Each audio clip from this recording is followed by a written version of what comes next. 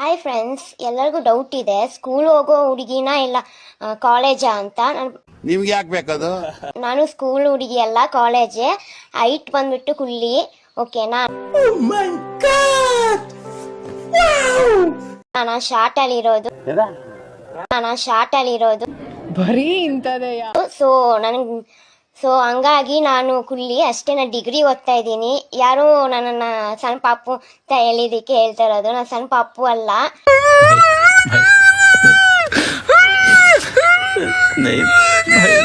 ಓಕೆನಾ? ಹೀಗೆ ಇರೋದಷ್ಟೇ ನಾನು. ಸೊ ದೇವ್ರು ಕೊಟ್ಟಿರೋದು ರೂಪದಲ್ಲಿ ಇದ್ದೀನಿ ಅಷ್ಟೇ. ಒಪ್ತೆ ಕಡೆ ಒಪ್ತೆ. ನಿನ್ ಮನ್ಸು ಎಷ್ಟು ಪರಿಶುದ್ಧವಾಗದು ಅಷ್ಟು ನೀ ಚೆನ್ನಾಗಿ ಬದುಕ್ತೀಯ. ಓಕೆನಾ? ಬೆಳಗ್ಗೆ ಎಂತ ಕೆಲಸ ಮಾಡೋರು ನೋಡು ಜನ. ಯಾರದು ನಮ್ ಗಿಡದಲ್ಲೆಲ್ಲ ಹೂವ ಕಿತ್ಕೊಂಡು ಹೋಗಿದ್ದು?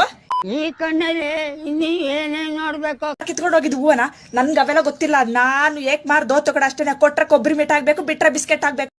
ನಿಮ್ಮಪ್ಪನಿಗೆ ಎಷ್ಟು ಜನಪ್ಪ ಮಕ್ಕಳು? 3 ಜನ ಆಗ್ತಿರೋ, ನಾನೇ ಕೊನೆ ತಮ್ಮ. ಗಂಡಾಗ್ಲಿ ಅಂತ ಪ್ರಯತ್ನ ಪಟ್ಟು ಗಂಡಸ್ತರ ಹುಟ್ಟಿದ್ಯಾ ಅಷ್ಟೇ. ಟೇಸ್ಟ್ ಮಾಡಿಸ್ಕೋ, ವೇಸ್ಟ್ ಆಫ್ ಇಂಡಿಯಾಲೇ.